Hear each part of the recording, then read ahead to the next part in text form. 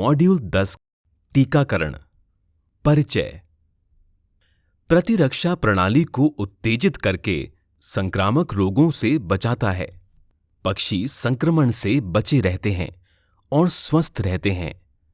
इस मॉड्यूल में पिंजरा मुक्त प्रणाली में टीकाकरण के बारे में जानकारी दी गई है, जो एक मार्गदर्शक के रूप में काम आएगी। टीकाकरण कार्यक्रम।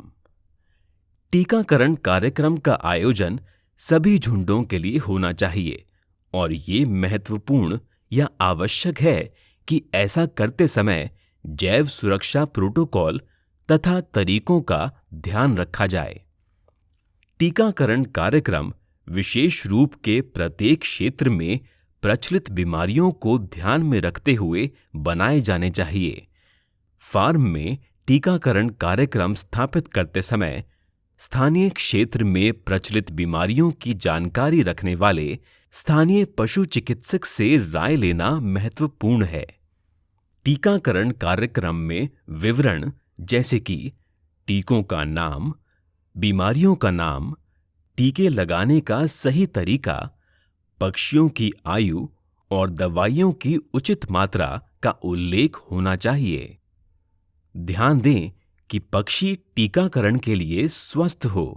टीकाकरण एक प्रतिरक्षा प्रतिक्रिया उत्पन्न करता है जो पक्षियों को कुछ समय के लिए बीमार या कमजोर बना सकता है। नए टीके लगाने से पहले ये सुनिश्चित कर लें कि पक्षी पिछले टीकाकरण से हुई किसी भी प्रकार की बीमारी से पूरी तरह ठीक हो गए हों। टीकाकरण अनुसूचियों का ध्यानपूर्वक पालन करें। टीकाकरण करते समय इन बातों का ध्यान रखें। पशु चिकित्सकों और निर्माताओं के निर्देशों का हमेशा पालन किया जाना चाहिए। टीका लगाने वाले किसी भी व्यक्ति को अनुभवी पशु चिकित्सकों द्वारा प्रशिक्षित करवाकर उनकी निगरानी में ही टीकाकरण करवाना चाहिए। पक्षियों को टीका लगाने के लिए केवल प्रशिक्षित और अनुभवी लोगों का चयन करना चाहिए और बहुत सावधानी के साथ इसे सही तरीके से लगाना चाहिए, जिससे टीका शरीर के किसी भी अंदरूनी अंग में प्रवेश ना करे। अच्छी गुणवत्ता वाले उपकरणों का उपयोग किया जाना चाहिए, जैसे धारदार नोक वाली सुई। संक्रमण के जोखिम को कम करने के लिए स्वच्छता का पालन अवश्य किया जाना चाहिए।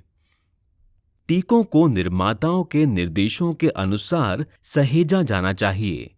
जो वैक्सीन ढंग से रखे नहीं गए या एक्सपायर हो चुके हों, उनका उपयोग नहीं किया जाना चाहिए।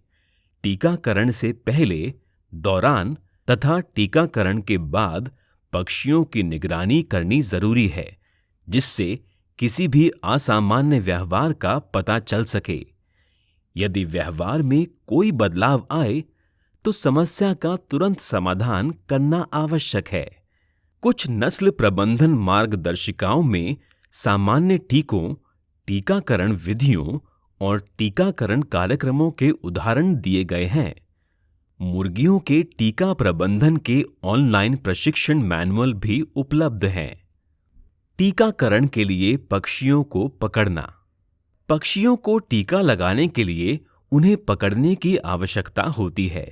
ये सावधानी से किया जाना चाहिए, क्योंकि सही तरीके से ना पकड़ने के कारण पक्षियों को बहुत आसानी से चोट लग सकती है। आइए इस संबंध में जानें। पक्षियों को हमेशा सावधानीपूर्वक, शांतिपूर्ण और कोमलता से पकड़ना चाहिए।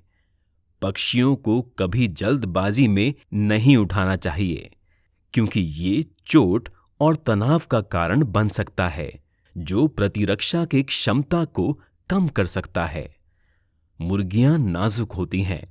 उनके पंख और पैर आसानी से टूट सकते हैं और अगर उन्हें ज्यादा कस कर पकड़ा जाए तो दम घुट सकता है और उन्हें चोट भी पहुंच सकती है।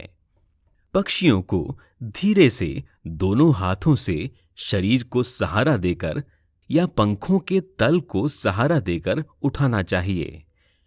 पक्षियों को कभी भी सर, गर्दन, पैर, पंख, पूंछ, एक पंख या पंखों के कोने से पकड़कर नहीं उठाना चाहिए। रोशनी कम करने से पक्षियों को शांत करने में मदद मिल सकती है, पर प्रभावी ढंग से टीकाकरण और पक्षियों का निरीक्षण करने के लिए पर्याप्त रोशनी बनाए रखना जरूरी है। किसी जगह पर पक्षियों की बहुत अधिक भीड़ नहीं होनी चाहिए। भीड़-भाड़ के कारण दम घुटने का खतरा बढ़ जाता है, जहां पक्षी घायल हो सकते हैं या बड़ी संख्या में उनका दम घुट सकता है और वे मर भी सकते हैं। पक्षियों को अलग-अलग शेड में रखना या शेड में विभाजन करने से भीड़ और घुटन को रोकने में मदद मिल सकती है। टीकाकरण के दौरान और बाद में मॉनिटरिंग। अगर टीकाकरण के दौरान तनाव, चोट, दम घुटना, खून बहना या टीके से कोई प्रतिकूल प्रतिक्रिया के संकेत हों, तो टीकाकरण तुरंत रोक देना चाहिए। पक्षी प्राकृतिक रूप से एक जगह एकत्रित होने की चेष्टा करते हैं, इसलिए एक व्यक्ति को नियमित रूप से इस पर ध्यान देना चाहिए। दम घुटने से बचाने के लिए पक्षियों को एक स्थान पर एकत्रित होने से रोका जाना चाहिए।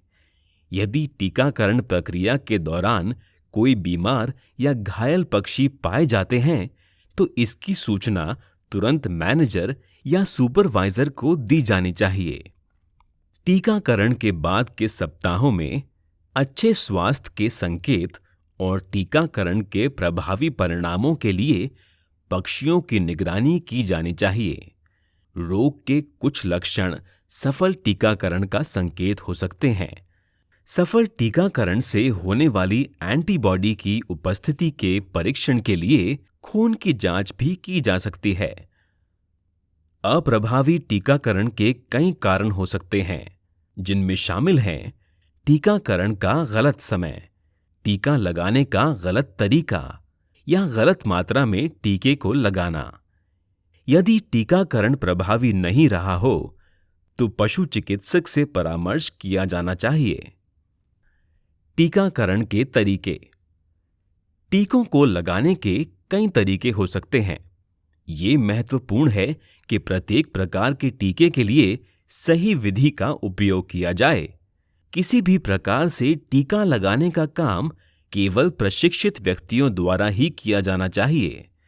पक्षियों को चोट से बचाने के लिए बहुत सावधानी बरतनी चाहिए। संक्रमण से बचने के लिए स्वच्छता का पालन करना जरूरी है। टीका लगाने वाले व्यक्तियों को थकान से बचने और टीकाकरण की प्रभावकारिता और सुरक्षा को बनाए रखने के लिए समय समय पर पर्याप्त विश्राम लिया जाना चाहिए। प्रत्येक पक्षी के टीकाकरण करने की विधियां, जैसे इंजेक्शन या आई ड्रॉप, प्रभावी तो हैं, मगर इन्हें लगाने में अधिक समय और मेहनत लगती है। इनकी तुलना में ऐसी विधियां भी हैं जिनमें एक साथ स्प्रे या पीने के पानी के माध्यम से पूरे झुंड को टीका लगाया जाता है। टीका या सुई। इंट्रामस्कुलर टीके को सुई के माध्यम से वक्ष, जांघ या पूंछ की मांसपेशियों में लगाया जाता है। टीके को मांसपेशी के बीच में सबसे मांसल भाग में दिया जाना चाहिए। सावधान रहें कि उदर गुहा में, पंखों में या लिवर जैसे शरीर के किसी अन्य अंग में टीका ना चला जाए। सुई की नाप पक्षी की उम्र के अनुसार होनी चाहिए और चोट से बचने के लिए छोटे पक्षियों के लिए पतली सुई का प्रयोग करना चाहिए। सब क्यूटिनियस टीके को खाल के नीचे, गर्दन, पैर या वक्ष के निचले हिस्से में दिया जाता है, मांसपेशियों में नहीं। यदि गर्दन के नीचे की खाल की तह में टीका दिया जाता है, तब सुई को सिर से दूर निर्देशित किया जाना चाहिए। खाल की तह को उंगलियों से चुटकी लगाकर पकड़ें ताकि सुई मांसपेशी में प्रवेश ना करे। टीके को पंखों में, किसी भी अंग या मांसपेशियों में नहीं लगाया जाना चाहिए। टीका सही जगह और तरीके से लगाना जरूरी है, क्योंकि छोटी सी भी गलती से चमड़ी के नीचे गांठ बन सकती है या सूजन हो सकती है या पक्षी अपंग भी हो सकता है। टीकाकरण प्रशिक्षित और अनुभवी लोगों द्वारा किया जाना चाहिए और चोट से बचने के लिए या टीका प्रभावी होने के लिए सुई को सही जगह लगाया जाना चाहिए। संक्रमण से बचने के लिए स्वच्छता का पालन किया जाना चाहिए। सुई को नियमित अंतराल में कम से कम हर 1000 पक्षियों पर उपयोग करने के बाद बदलना चाहिए, या जब सुई की धार कम हो जाए या अगर सुई संक्रमित हो जाए। पंखों में लगने वाली सुई। पंखों में लगने वाले वैक्सीन को पंखों के अंदरूनी हिस्से के जाल में लगाया जाता है, जिसके लिए एक खास सुई का इस्तेमाल होता है, जिसमें द्विशूल के रूप में खांचे बने होते हैं। सुई को पहले वैक्सीन के डब्बे में डुबाया जाता है, जहां थोड़ी मात्रा में वैक्सीन खांचों में भर जाता है और फिर पंख के किनारे पर पंख जाल पर लगाया जाता है। पक्षियों को चोट से बचाने के लिए और हर पक्षियों को एक ही बार में सही मात्रा में वैक्सीन लगना सुनिश्चित करने के लिए सुनिश्चित करना चाहिए कि सुई मांसपेशियों या हड्डियों में ना लगे। आई ड्रॉप।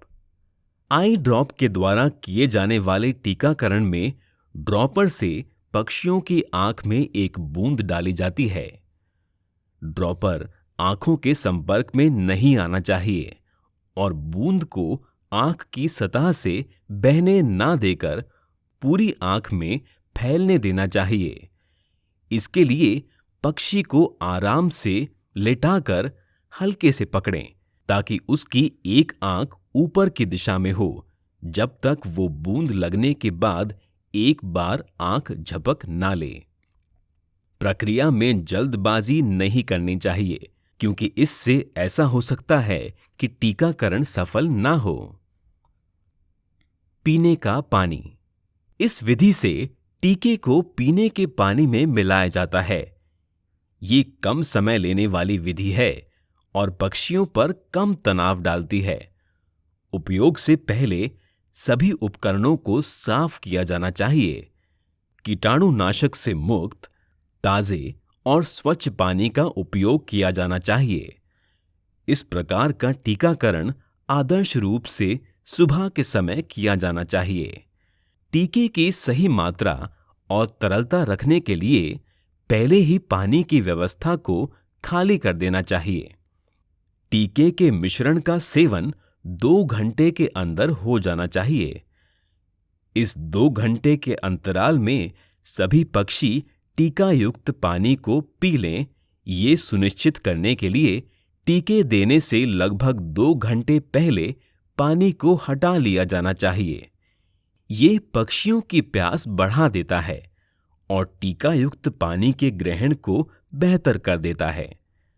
गर्म मौसम और नमी युक्त जलवायु वाले स्थानों पर कम अवधि के लिए पानी हटाया जाना चाहिए।